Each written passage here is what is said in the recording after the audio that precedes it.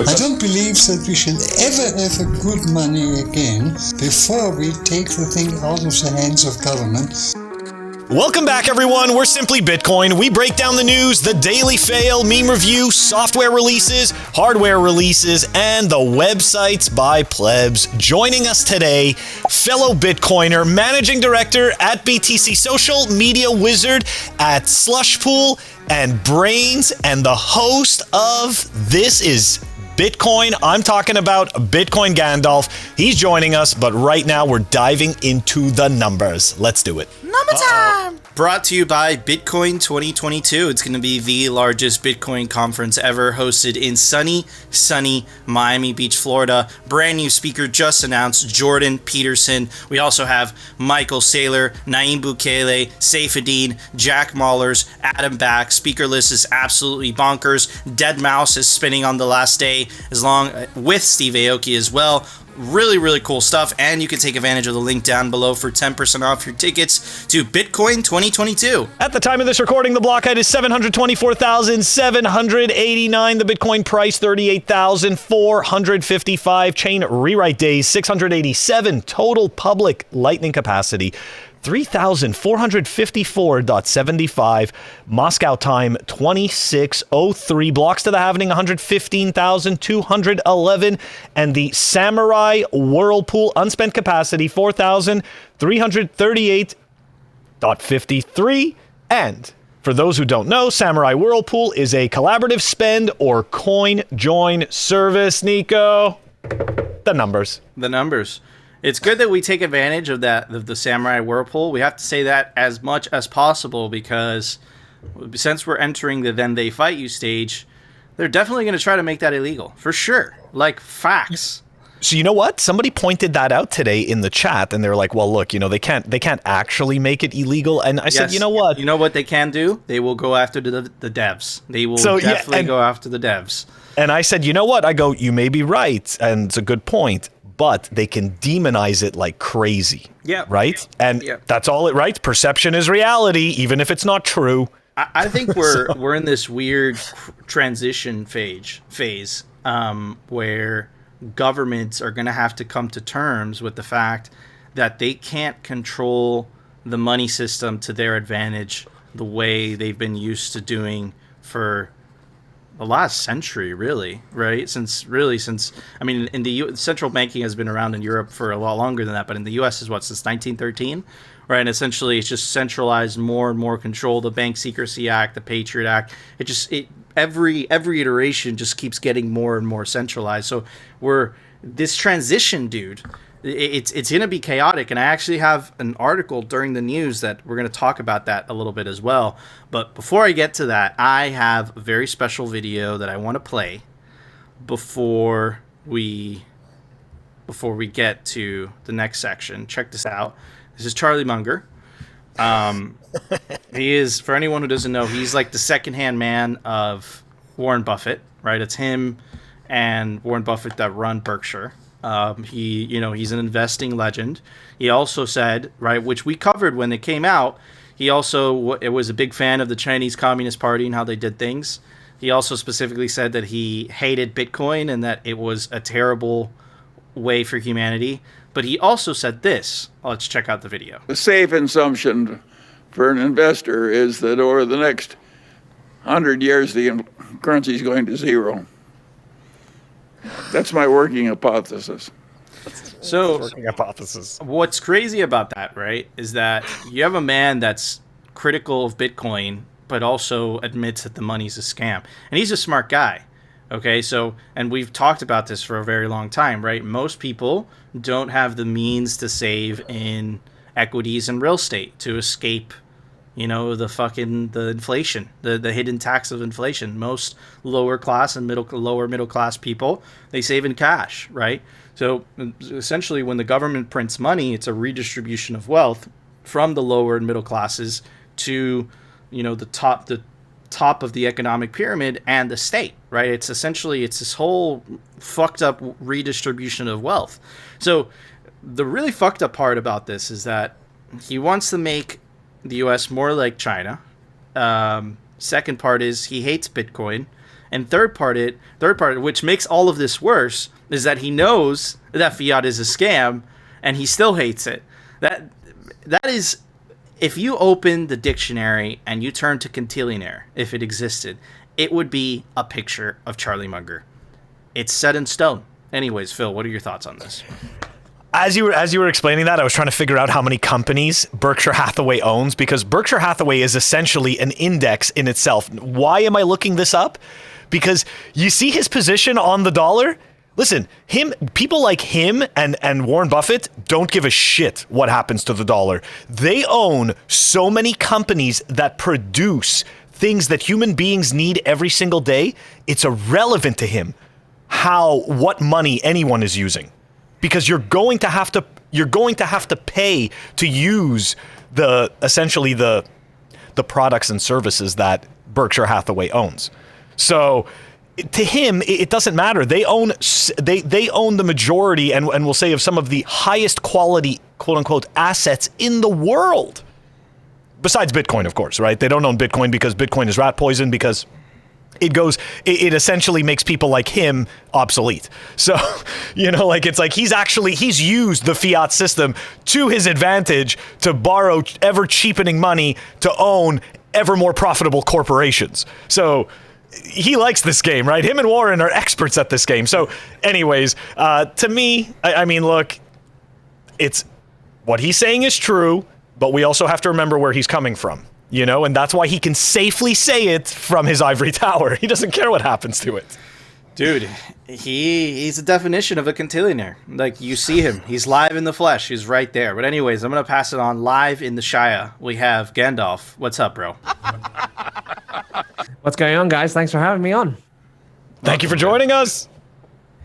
Yeah, so on this... So, I don't know if I've spoken about this before, but... I was I was obsessed with Warren Buffett when I was a teenager. He was like one of my heroes. So my mom gave me the book Rich Dad Poor Dad when I was 14. And I read that, and that obviously leads you down the rabbit hole of like, you need to invest in assets that put money in your pocket and blah, blah, blah, blah, blah, right?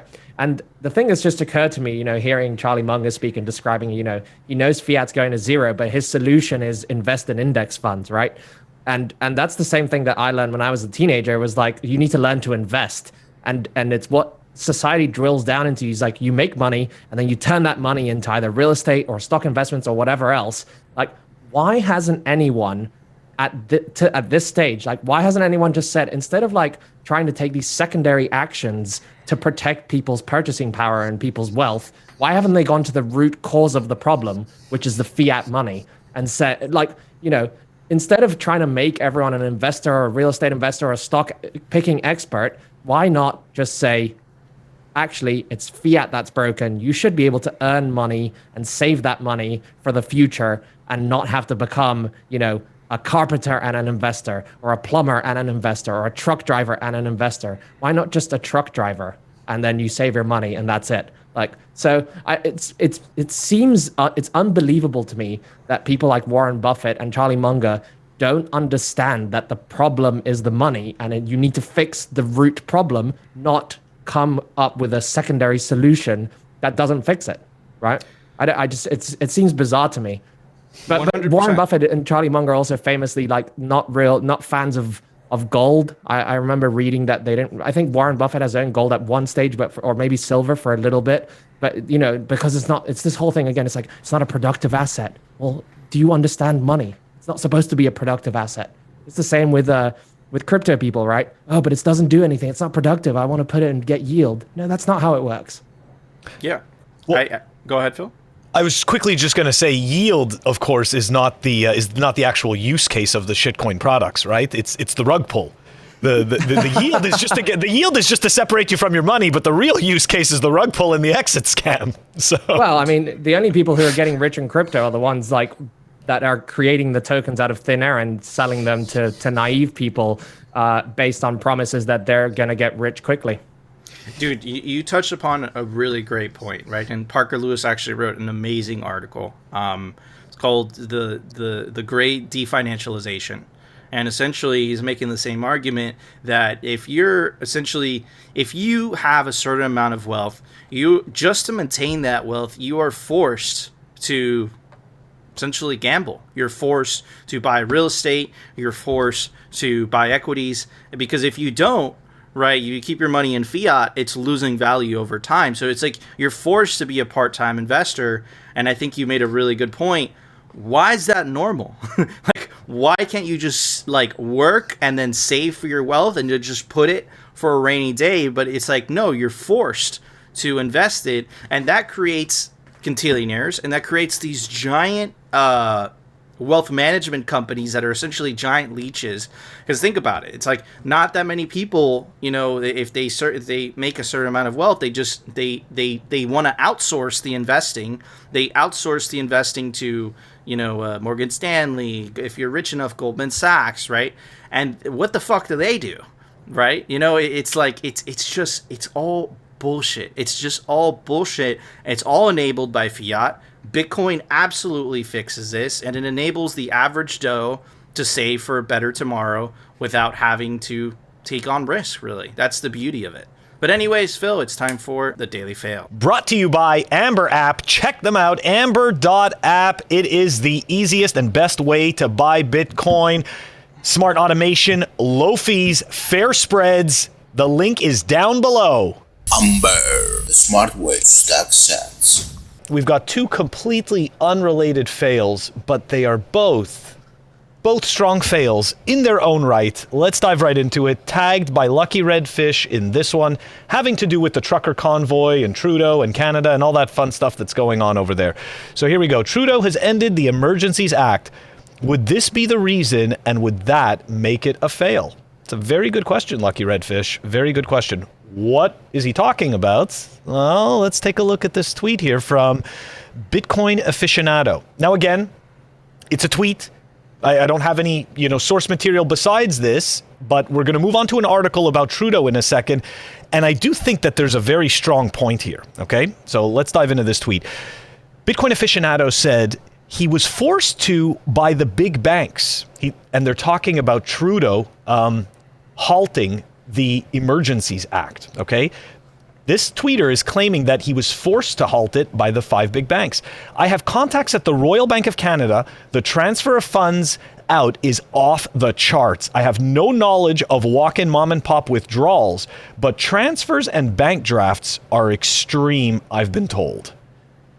So, being a Canadian, I know that there's only 5 national banks, and over there really aren't. There isn't the type of banking system that we have here in the U.S. Like, you don't really have too many credit unions and stuff like that, independent banks. Like, over there, it's really predominantly the national banks.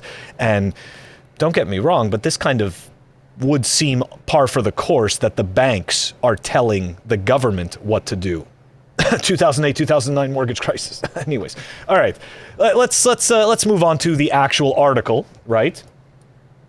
Justin Trudeau revokes emergency powers used to target the Freedom Convoy. Trudeau received fierce backlash for enacting the powers on a mostly peaceful protest. Jason Kenney, the premier of the Canadian province of Alberta, announced Saturday that he was suing the federal government of Canada and Prime Minister Justin Trudeau for their use of the Emergencies Act, calling the move unjustified in the circumstances.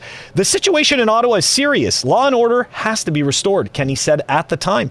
But the Emergencies Act was designed to come into effect at the failure of the state. In the event of a coup or insurrection that threatened to topple Canada's democratic institutions. However, there is no insurrection or coup.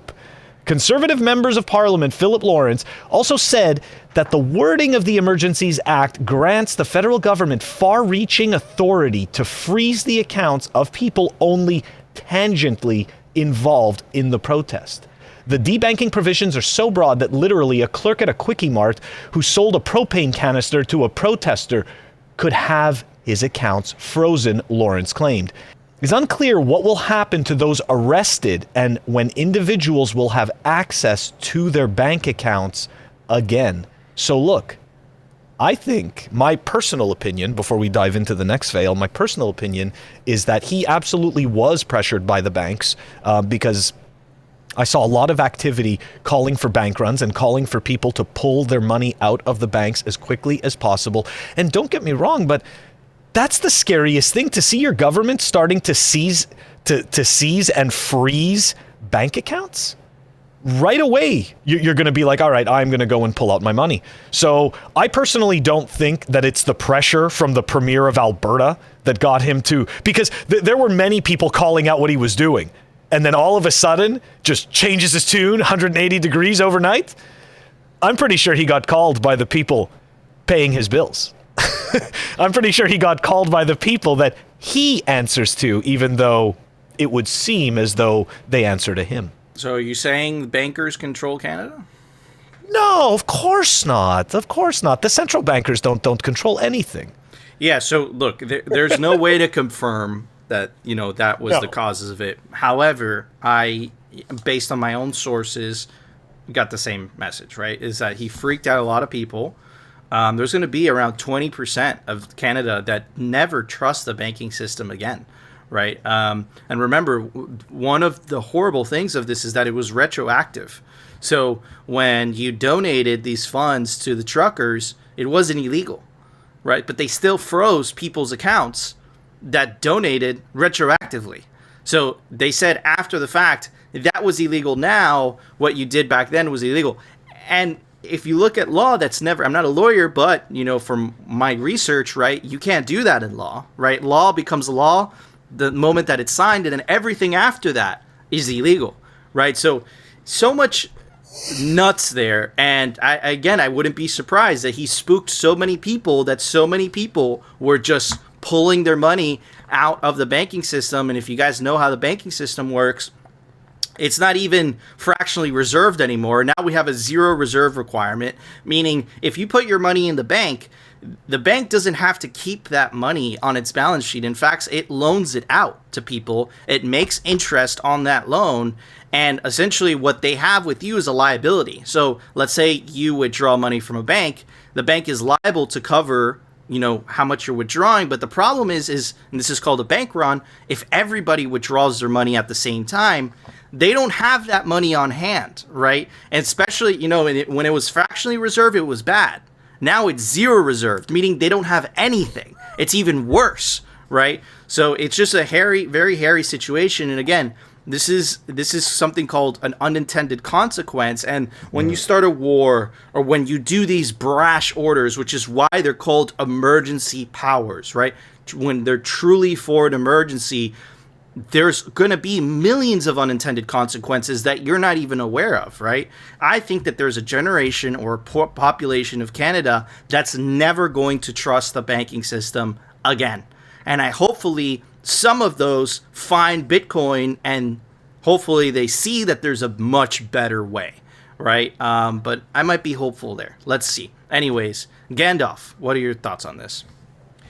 I think I'll kick it off with your money in the bank is no longer your money.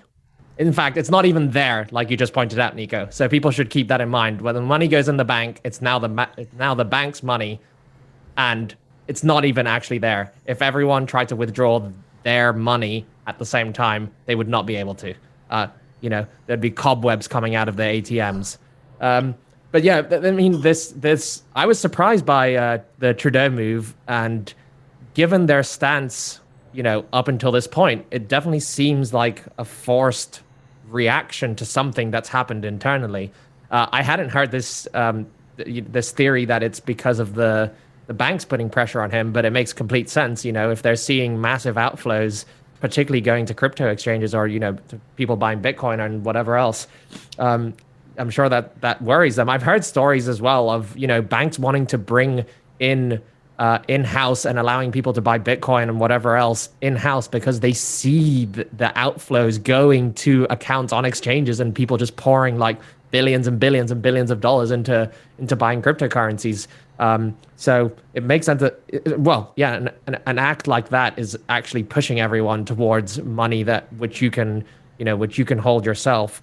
I wish I could have been a fly on the wall as Trudeau is getting told off, like a young child, like a parent to a young child, like, what are you doing? And he's like, no, we need to keep the Emergencies Act. No, take it off. So I have some Canadian friends who mentioned it could also be because I think like the Emergencies Act passed in the House, but then there's also has to pass in the Senate or something like that, some other chamber of Congress. I don't know if that's correct. I don't know that much about Canadian politics. And apparently there was a danger that it would not pass. And so obviously that would make Trudeau look terrible, right? So he pulled it before they said no. He's now saying, oh, it's okay, I'm doing this by, the skin of my own. You know what it was? The saying is. It was when it was passed to the Canadian Senate, and the Senate started inquiries on what was your justification for the Emergencies Act, and that's another reason or theory as to why he pulled it as well, right? So I think it was just a combination of things, right? If you go through Occam's razor, right, that thing, right, just it's obviously, I think it was a combination of things. The international community, I think, reacted savagely. I know that there was some communities in Canada, which happened to be on the left-hand side, by the way, politically speaking, and they were speaking out against it. So I think that it was just a bunch of pressure, and I think he got what he wanted, right? He cleared out all the dangerous bouncy houses out of Ottawa, right? So, at what point? Anyways, Phil, what is the next fail? All right, let's dive into it. Here we go. Let's dive into it. Let's dive into some ridiculous nonsense. Here we go. At Nathan C. Roth, this is wild. And he's talking about a tweet storm from Brian Armstrong. We are going to dive right into this. Some folks asked for details of how our Super Bowl ad came to be. Here is the quick backstory. We bought it not knowing what we would do. Initially, an outside agency pitched us a bunch of standard Super Bowl ad ideas. I didn't like any of them. Standard Super Bowl ads tend to be gimmicky, celebrity, cameo-driven, going for a laugh. Side note, it never made sense to me why I should like a product because a famous person got paid to say they like it. So we went back and brainstormed, came up with a bunch of wild ideas. Some of these we will do down the road, but didn't have enough time to produce. Think Apple 1984, some crypto native stuff, etc. We were running short of time, a few weeks, and one of the original ideas we had included putting a QR code at the end. This was partially inspired by Reddit's Super Bowl commercial at previous Super Bowl. Key insight was, if you can only flash something on screen for a moment, people will Google it later. How do we get them from TV to phone to convert? And here he gets a response from Kristen Cavallo, which we're going to find out in a second who Kristen is. It was actually inspired by presentations our agency showed your team on 818, pages 19 to 24, and 10-7, pages 11 to 18, with ad concepts for the Super Bowl with floating QR codes on a blank screen. Oh yeah, here we go. So Chris, it was Chris 57K Alamo that tagged us in this, and he goes, "I'd like to report a murder." Dude, that's so funny. This is great. So hold on. So this tweeter responds back, Gene Rosas, something is wrong in this guy's brain. So here we go. I guess if there's a lesson here, it's that constraints breed creativity, and that as founders, you can empower your team to break the rules on marketing because you're not trying to impress your peers at Adweek or wherever. No ad agency would have done this ad. And then Kristen responds again, except an ad agency did do that ad. Okay, so hold on, right? So you did some digging, huh? We did some digging. Okay, so hold on a second. So here we go. So this is now we're going to go into the responses from Kristen and who Kristen is. So Armstrong's tweets drew a sharp response from Martin Agency CEO Kristen Cavallo, who wrote back that her team had originally pitched the idea for the commercial to Coinbase in meeting that dated back to last August. And we're going to show you that Coinbase actually had hired this marketing agency last May. So the timelines totally fit out. Anyways, Cavallo later expanded on her reasons for calling out Armstrong in a LinkedIn post. Before we go to that post, here's her Twitter. Indeed, here we go. Swashbuckling mama takes her kids on international escapades, and the CEO of the Martin Agency. Okay, great. That part checks out.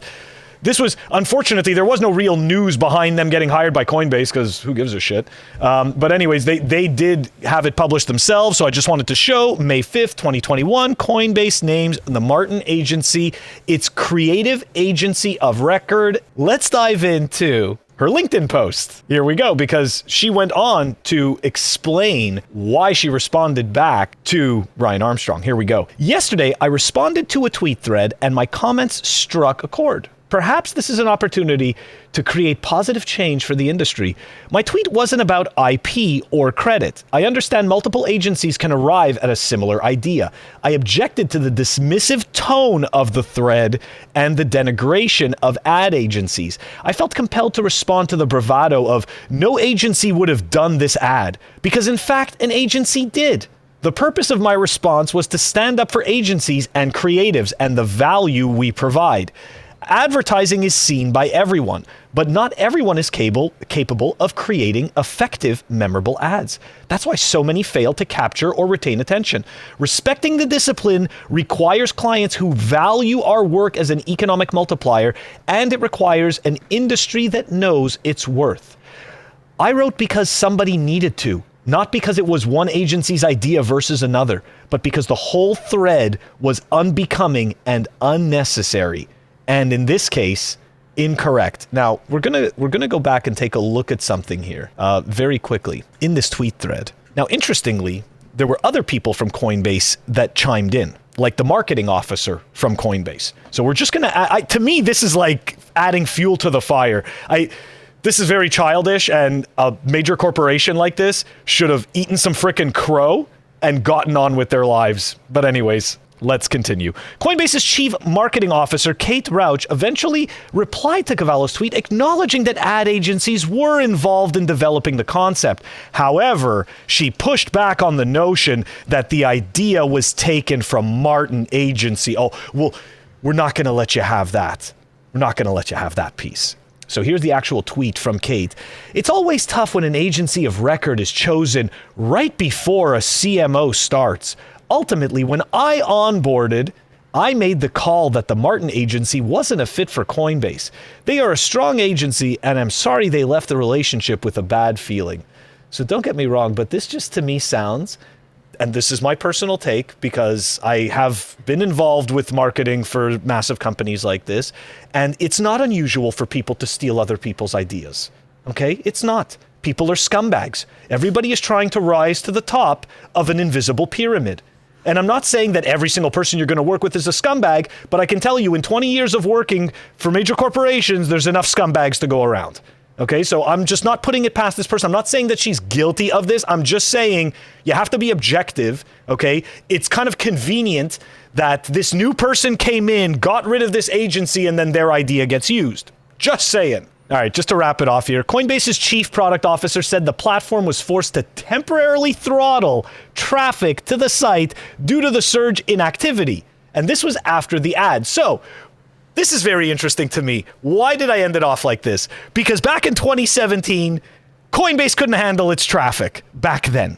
Okay, it couldn't handle its traffic at the beginning of this bull run. And again, it couldn't handle the traffic after the Super Bowl ad. So all this tells me is instead of trying to sell the sizzle, why don't you just actually build a proper back end to your shitcoin platform so that it doesn't keep getting... Sorry? I have a theory as to why they haven't been able to. So because it's a quote-unquote crypto company, they can't rely... So Twitter, for example, uses AWS, right? But Twitter isn't handling people's money, okay? So I think that they have to build out their whole backend, meaning like actual physical infrastructure, right? So I think that's why they're having trouble scaling the way they are, dude, because think about it. They have to buy those servers, and you and I both know servers are very expensive, right? So that whole backend, they have to build out physically themselves. I don't think it's as easy as Twitter. It's like, oh, let's expand. Let's buy more AWS space, which you and I both know feels very easy to do. So look, at the end of the day, a shitcoin exchange, shitcoins, rug pulls this ad agency, potentially, we don't know, steals their idea. And let me touch a little bit about the ad agency thing. I think it's a dying medium. I think social media and the internet in general really, like ad agencies used to be huge, right? But I think it took away a lot of their business per se, right? Because, you could just have influencers and they'll promote your product. And it's a lot I think it's more effective, in my opinion, than, you know, using a traditional ad. And then there's the case, it's like, who really watches ads? I don't watch ads, right? Phil, do you watch ads? Like, who the fuck watches ads, right? Unless you're, you know, watching cable news, but not that many people watch cable news anymore, right? So it's like, you could always pay for YouTube Premium if you don't want to wait for the ads. And the YouTube Premium, I mean, for the ads on YouTube too, it's like, it makes you watch like 5 seconds, right? So again, I think it's a dying medium in general. So I think she has to protect her keep, so to speak. I think that really got under her nails, that Armstrong was just like, yeah, we came up with this ourselves. But at the same time, perhaps she should have posted proof, you know, because she didn't say anything. I mean, she did say the number and the page and the this, but it's like, maybe she was, you know, tied, her hands were tied because of an NDA. But I don't know, man. You know, that these things, you just kind of have to believe them at their word, but you don't know. You don't know. It's hearsay. But it's very. I'll just say this: the CMO, the Chief Marketing Officer of Coinbase, was awfully defensive, and she had a fucking NFT as her profile picture just to kind of get you a look into what those shitcoiners are doing back there. Oh my god, not surprised. Anyways, Gandalf, what are your thoughts on all this? Yeah, I mean, I thought it was the CEO of the modern agency. I thought she handled it like with grace and beautifully, and she made a good point. Like, we can't really say whether they stole the idea or they didn't steal the idea. And she even acknowledged that, you know, many people can come up with the same idea. We see this on Twitter all the time. How many times like we've seen the same sort of like twist on something by different people? Because it's like a mind hive, right? There's like a million minds on Twitter. Somebody's bound to come up with an idea, but the fact of the matter is that he was very dismissive of creative agencies in general. And, you know, I'm guessing that if creative agencies exist, is because there is a need for them somewhere. And he just kind of like poo-pooed on them all. He kind of gave off like he thinks he's like Steve Jobs vibe, like breaking the mold. And he like, we don't use creative agencies because we're Coinbase. We're too cool for that. Which he's not. He's absolutely not. They're such innovative geniuses training noobs to buy shitcoins and get fleeced. Yep. Well, literally, like the definition of first mover advantage there, right? Bingo. Yeah, no, Coinbase's business model is fucked, right? Because they're stuck. Their business model revolves around selling shitcoins, right? So they're incentivized to tell people, and you know, they do that with the courses and all the bullshit that they do. They're incentivized people to buy their dog shit, right? And this goes to, we've been talking about this topic for a while, which is, why does Coinbase not add Lightning? Well, if they added Lightning, it would kind of defeat the purpose for like 50 or 60% of the shitcoins that they peddle, right? So again, I think that company is evil. I think that they have to ally with the state, you know, which they do. That you see Brian Armstrong in pictures in DC. And I think the next 10 years, there's going to be an evil alliance between the fiat legacy system trying to stay relevant and survive, and shitcoins, right? You know, and they're going to ally, and you know, it's going to be Bitcoiners on the other side, and it's going to be a really fucked up battle, in my opinion. That's what I think. Of course, I'm speculating. Awesome fails today, Phil. But anyways, it's time for the Daily Meme Review. Brought to you by Citadel 21. It's the best Bitcoin cultural zine. It's stories, comics, articles by actual Bitcoiners. And they're scarce. There's only 1,000 copies made per volume. Every volume has different artwork made by Bitcoiners, of course. Get your print of Citadel 21 today. All right, everybody. First meme is brought to us by Mr. Robot. Corporate needs you to find the difference between this picture and this picture. They're the same picture. That's absolutely hilarious. All right, moving on to the next one.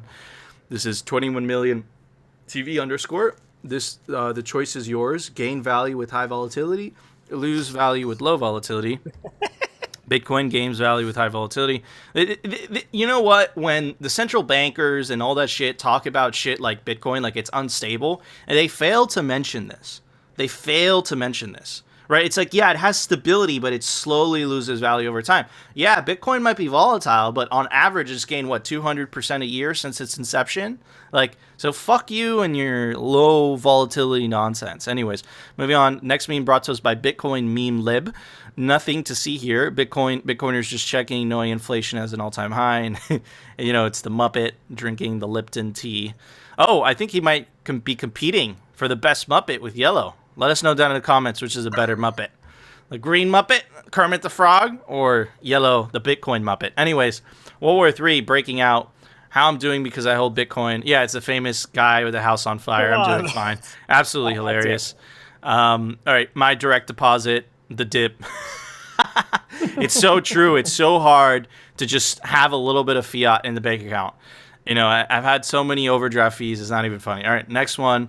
Finally, DCA stacking Bitcoin after realization that the other coins are centralized. And this goes back to what we were saying during the daily fail, which is why Coinbase is so insincere. They might be showing off all these functionalities that all these shitcoins do, but what they fail to mention is that they have all those extra functionalities because they run on AWS servers. You might as well just run a centralized fucking shitcoin, run it on AWS, and it would be faster anyway. So it's a facade. It's a fugazi. Anyways, leaves coins on exchange to trade. Account seized by government for making memes. Dude, that is hilarious. Very good job, bro. Shout out Ken799507222. All right. Next one is brought to us by Chris Tarp, and he's replying to Honk Hogan. Good morning to all sovereign Bitcoiners who take self-custody of their time and energy. And says, good morning, the world going to shit, me buying more Bitcoin. It's true. Bitcoin protects you with this orange force field of energy, of decentralized energy. It's absolutely gorgeous. And for that, Phil, I'm going to give it a very special score.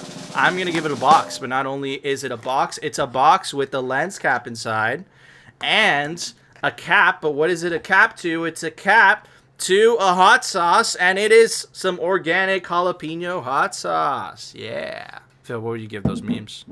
So it's a gift box with a cap to a bottle and a lens cap. Yeah. That is the strangest assortment.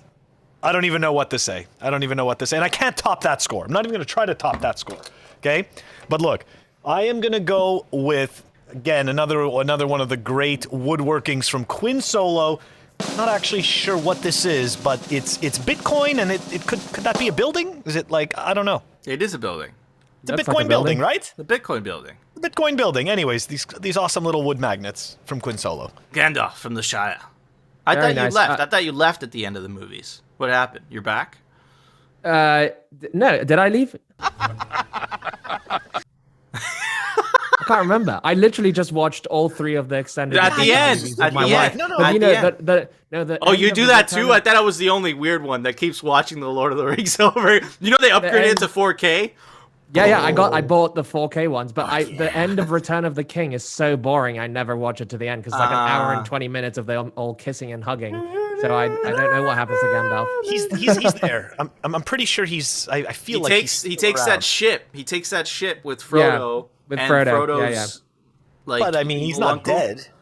No, but the others stay. Sam and stuff stay, and Frodo and Gandalf go off. It implies that's like death because the Frodo's like all. Anyways, Gandalf, what would you give those memes?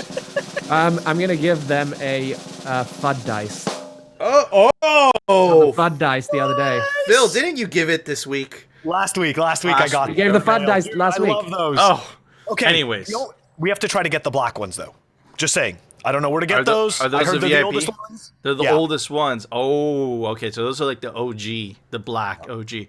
Anyways, guys, we want to know if you agree with our scores, you disagree. Let us know down in the comment section. Make sure to subscribe to us on alternative video platforms because we do talk shit about Coinbase, like Rumble.com and, of course, BitcoinTV.com. And make sure to join our Telegram group. Link us some dank Bitcoin memes review. But anyways, Phil, it's time for the daily news. Brought to you by CryptoCloaks.com. They make the best 3D printed Bitcoin merch, like the famous 3D printed Bitcoin art sculpture grenade.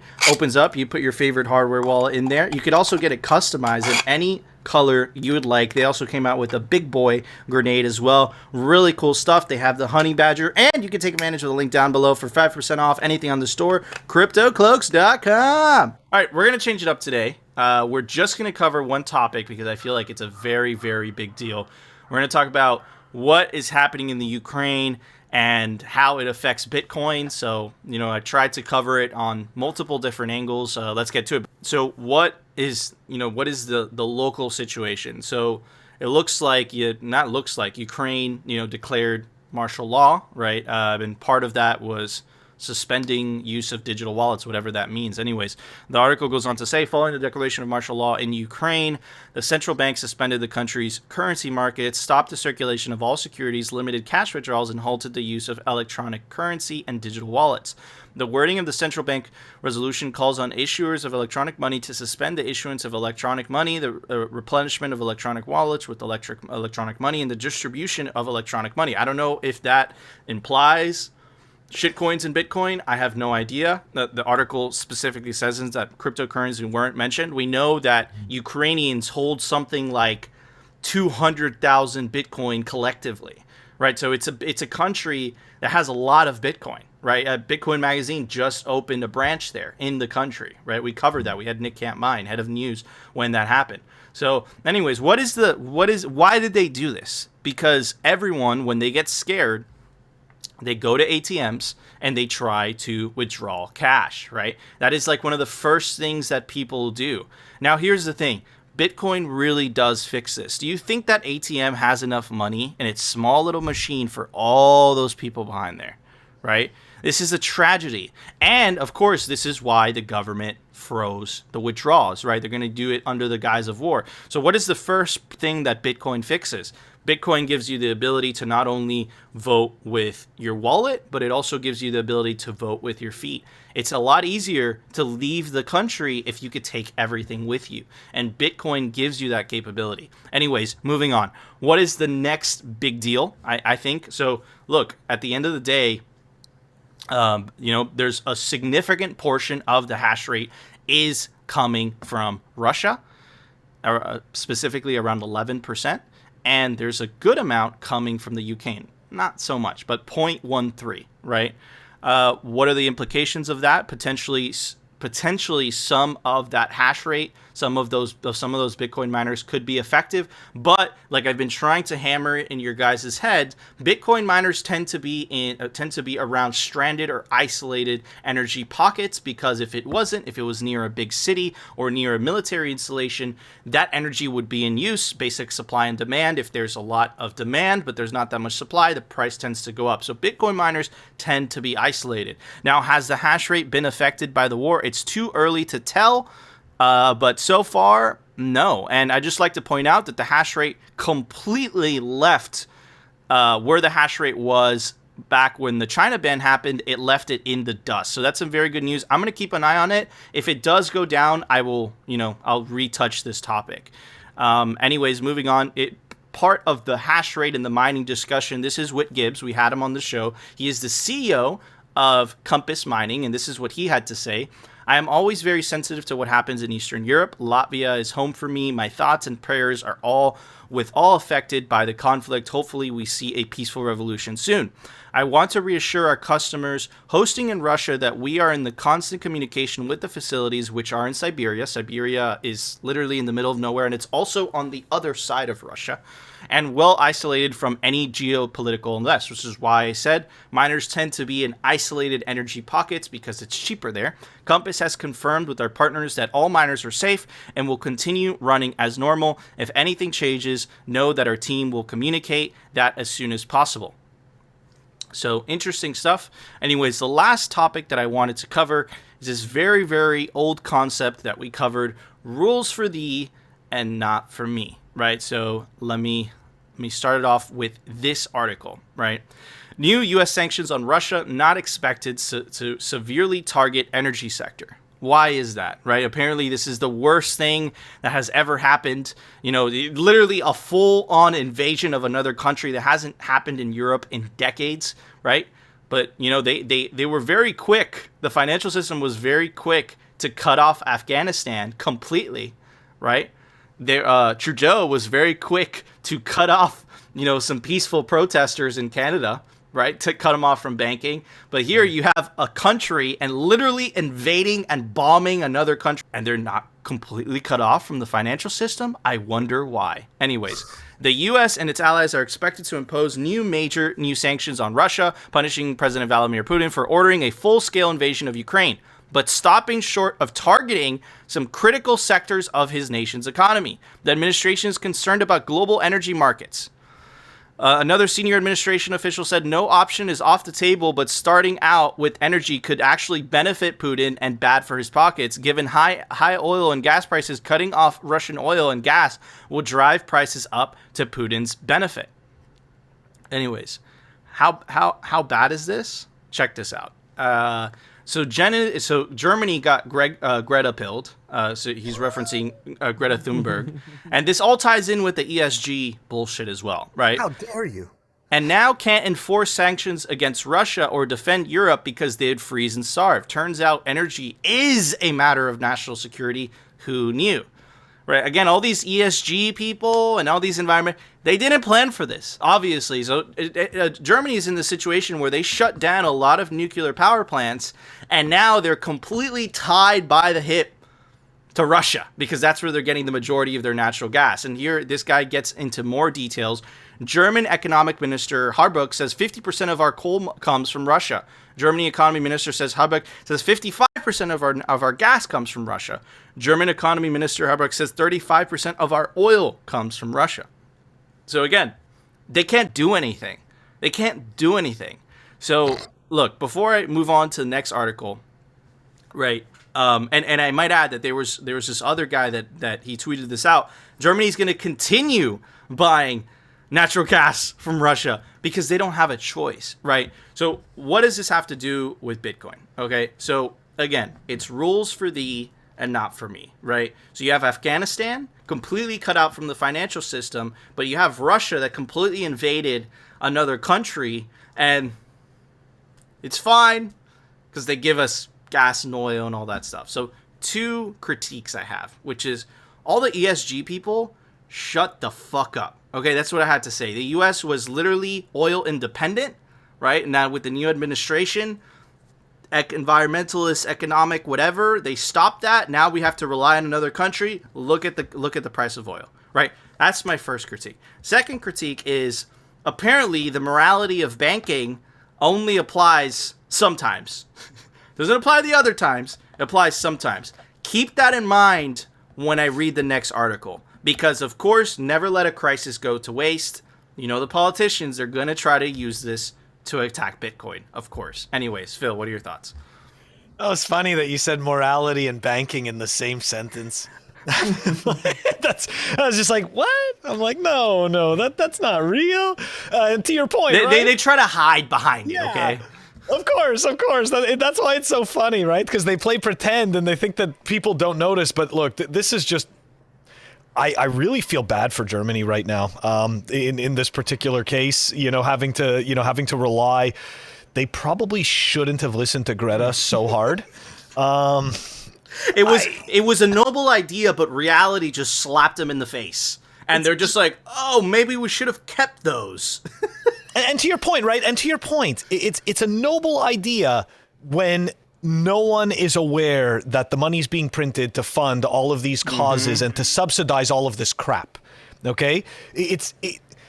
Anyways, I just, you know what? This is not going to get any better anytime soon. There's just going to be even more confusion. And seriously, Germany is really stuck between a rock and a hard place. So... yeah, dude. I don't know what they're going to do. I really don't. Maybe they can find somebody else to go and buy the natural gas from in the meantime. Anyways, Gandalf, what are your thoughts on this? So I've literally just been watching, I spent some time watching Putin's hour-long speech from earlier today with subtitles, and then I watched Joe Biden's latest time where they let him talk to the press, because they don't really let him talk too much because the guy can't read a teleprompter and can't speak from his heart. But he made the reporters were hammering away at this point, like, why haven't you banned them off Swift? Why haven't you banned them off Swift? And he let out that they haven't done that because their European partners do not want that to happen.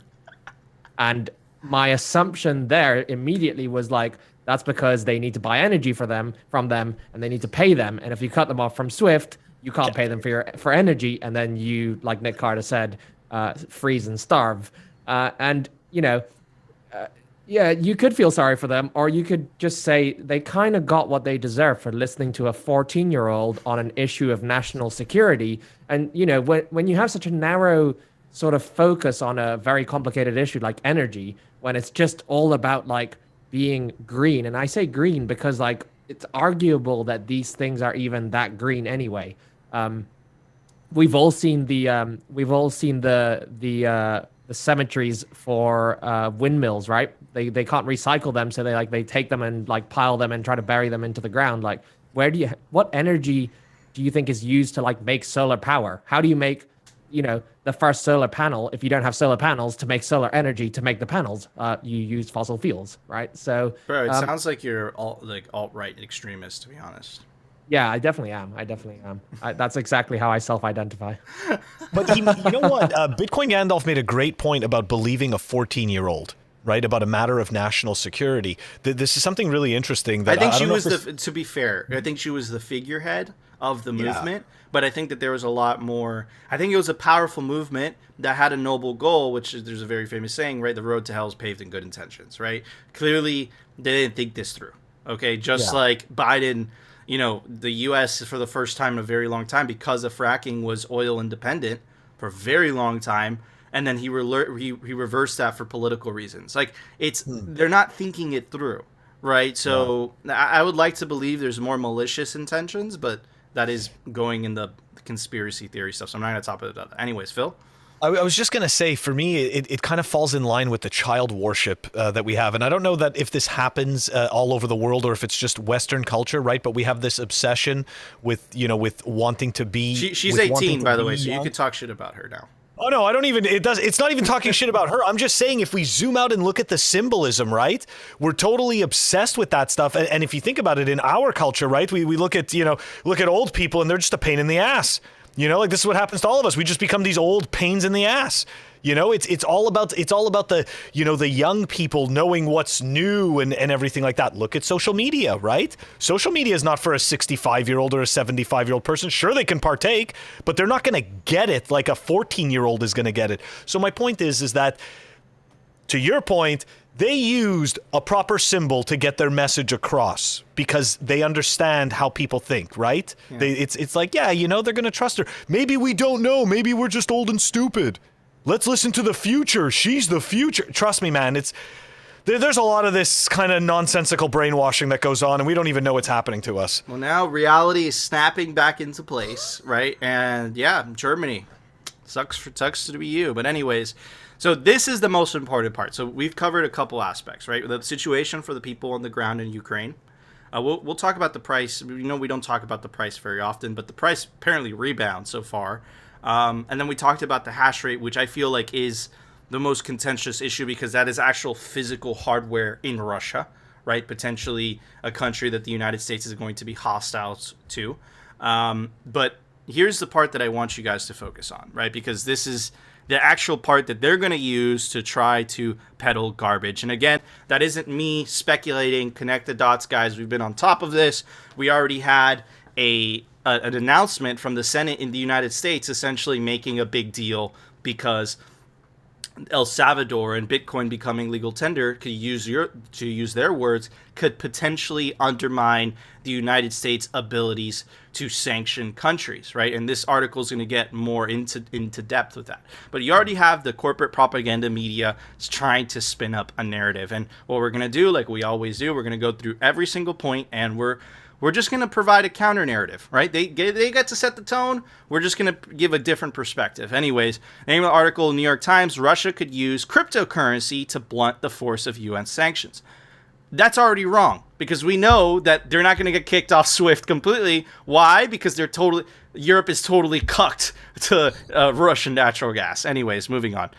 So the premise of the article, in my opinion, is already wrong. So when the United States barred Americans from doing business with Russian banks, oil and gas developers, and other companies in 2014 after the country's invasion of Crimea, the hit to Russia's economy was swift and immense. Economists estimated that sanctions imposed by Western nations cost Russia $15 billion a year. So was Russia just going to lay down and accept that? No. Russia has been dropping off massive dollar reserves, and they've just been stacking on gold. And there was a recent trade deal between China and Russia, and they didn't close the deal in dollars, they actually close the deal in euros. So there is ways around this, but the article would like you to believe that it's like the U.S. legacy financial system is the only way to do business, right? Keep that in mind, because they're trying to set this narrative, which is like, if we have this all, if it wasn't for cryptocurrencies, we'd be able to save the world, you know? Anyways. And again, it's hypocritical, because we know that they cut off Afghanistan, which is not a bigger threat than Russia, in my opinion, but they won't cut off Russia. So it's hypocrisy at its finest. Anyways, since then, the global market for cryptocurrencies and other digital assets has ballooned. So since this happened, right, they would like you to believe that since then, the global market for cryptocurrency and other digital assets has ballooned. That's bad news for enforcers of sanctions and good news for Russia. It's good news for Russia that cryptocurrencies have ballooned. Anyways, the United States in particular is able to use sanctions as a diplomatic tool because the dollar is the world reserve currency and used in payments worldwide. American government officials are increasingly aware of the potential for cryptocurrencies to lessen the impact of sanctions and are stepping up their scrutiny of digital assets. To apply sanctions, a government makes a list of people and businesses its citizens must avoid. Anyone caught engaging with a member of the list faces heavy fines. But the real key to any effective sanctions program is the global financial system. Banks around the world play a major role in enforcement. They see where money comes from and where it's bound, and anti-money laundering laws require them to block transactions with entities that are under sanctions and report what they see to authorities. So essentially what they're admitting is that banks are really an enforcement arm of the state. If you notice what was happening in Canada and how banks essentially became the enforcement arm, they're the ones that froze the accounts. You could see, if your money's in the bank, you really have a 2 of 3 multi-sig with the relation with the bank. 2 of the keys are held by the bank and the state, and you hold 1 of the keys. That's really how it works. Anyways, but if banks are the eyes and ears of governments in this space, the explosion of digital currencies is blinding them. That last line, I think that they wanted it to be interpreted in a certain way. I think that's a really good thing. Anyways, moving on. Banks have to abide by, here it is, Phil, we talk about this a lot, know your customer rules, which include verifying their clients' identities. But exchanges and other platforms that facilitate the buying and selling of cryptocurrencies and digital assets are rarely as good at tracking their customers as banks are. And again, could you tie in where self-custody comes into this? Right? Because in the banking system, there is no way out. But in crypto, to use their words, when you take self-custody, it's much harder for the government or the bank to freeze something without using violence. In fact, without using violence, it's pretty much impossible if you do it correctly. Anyways, even though they are supposed to follow the same rules, in October, the U.S. Treasury Department warned that cryptocurrencies pose an increasingly serious threat to the American sanctions program that U.S. authorities needed to educate themselves about the technology. How about you don't weaponize your currency against other people? Because what this article would make you want to believe is that this only captures bad people. But if you're in Cuba, if you're in Afghanistan, if you're in countries that the U.S. has sanctions towards, you can't even receive money from overseas, and you could be an innocent civilian and you're not political whatsoever. You know who's there? Bitcoin is, right? So anyways, article goes on to say, has some cool pictures. In early February, independent sanctions monitors told the UN Security Council that North Korea was using cryptocurrencies to fund its nuclear and ballistic missile program, according to Reuters, a spokesman for Norway's permanent mission to the UN. In May, the consulting firm Elliptic described how Iran was using revenue from Bitcoin mining to make up for the limitations on its ability to sell oil because of sanctions. Do you guys get what narrative they're trying to paint? Do you see how they took advantage of a crisis in Ukraine to try to paint a specific narrative? Anyways, article goes on to say, administration officials are also urging the cryptocurrency industry to put into place internal controls that prevent bad actors from using their services. So what does that mean, right? What we've been talking about for the last couple of days, right?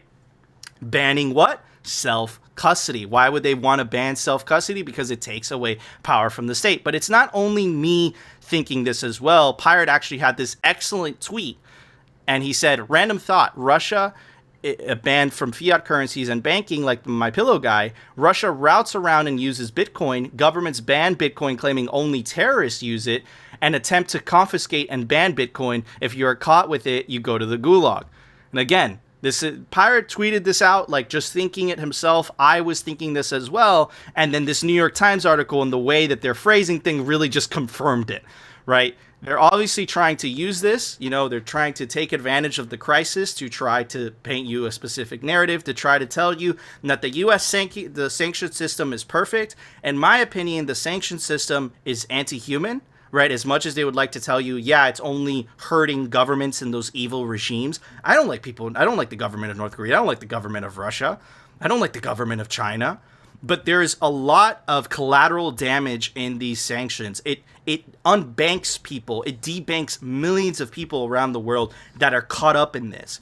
Bitcoin is the money of enemies. Bitcoin is for everyone. Bitcoin is anti-fragile. Bitcoin, that's not the word. Bitcoin is hard to censor. That's the word that I wanted to use. So again, you see what the government is trying to paint. No, not the government, but really the propaganda arm. They're trying to let you know, right? They're trying to set the tune. And this is how the media does things, right? This is how they paint narratives.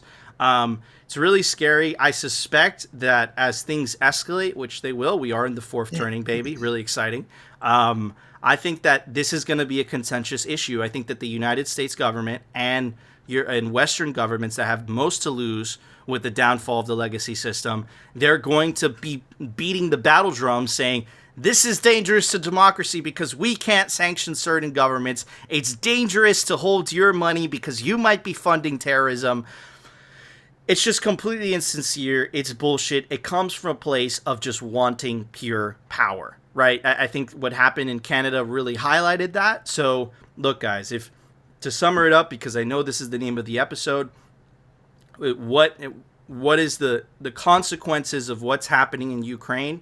I think that this is going to be used. I don't think this is going to hurt Bitcoin in the short term. I don't think it's going to hurt its price. I don't think it's going to hurt the hash rate. I think Ukrainians are going to be open to use Bitcoin. However, I think that this is going to be used as a launching platform for a narrative to try to attack self-custody and to try to attack Bitcoin specifically in the West, and they're going to use that. It's golden for them. Anyways, Phil? Dude, amazing pulling together those points. Look, I thought it was funny that they mentioned North Korea because I'm not really... If you're buying Bitcoin, you're funding nuclear weapons. Is anybody really taking the dancing ballerina army in front of the cardboard tanks and missiles seriously anymore? I don't think anybody takes them seriously. And you know what? If they're using cryptocurrency, good for them.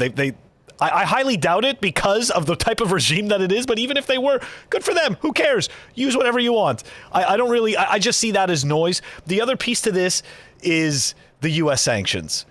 I find it, are we just nuts that we think that these are valid tools that make sense to penalize entire countries because you don't like their governments? And everybody just sits there and pats each other on the back and goes, it's a great idea. I wish I would have thought of that. This makes sense. No, it doesn't. This is stupid. And it's exactly what you said. It's anti-human. It's completely anti-human. You're killing innocent people. You're stopping innocent people from being able to feed themselves, from being able to clothe themselves, from being able to transact. That's psychotic, all because you don't get along with the government. Look, you know what? Weaponizing the money, to me, it's like it was the easiest trick that they were ever able to pull because there's no other value or there's no other way that they could have done it and to actually match wits. Sorry. Because that's what it is. You're going to choose the easiest thing for you to do. You're going to, and think about it, right? Look at the position. You go and everybody, I shouldn't say everybody, but the countries that agree with this, right, applaud this behavior and go, yes, we need to put the sanctions on these countries. These countries are dangerous. Every single person in that country is dangerous? Psychotic. It's psychotic, dude. And it's funny because it's like they hit you over the head with the club, like in Canada, freeze you, and then they expect you not to use an alternative. Like, psychotic, right? It's like, if you don't want people to use an alternative, be better. Be better. And it's like, dude, if you don't want Russia to be powerful, maybe perhaps you shouldn't have shut down all your nuclear power plants in the country, and perhaps in the US, perhaps you shouldn't have shut down the oil industry. Just an idea. But it's like, no, they want it both ways. Craziness. Anyways, Gandalf, do you want to tie this off? I know you live in Middle Earth, but you're looking down on these earthly happenings. What are your thoughts on all this?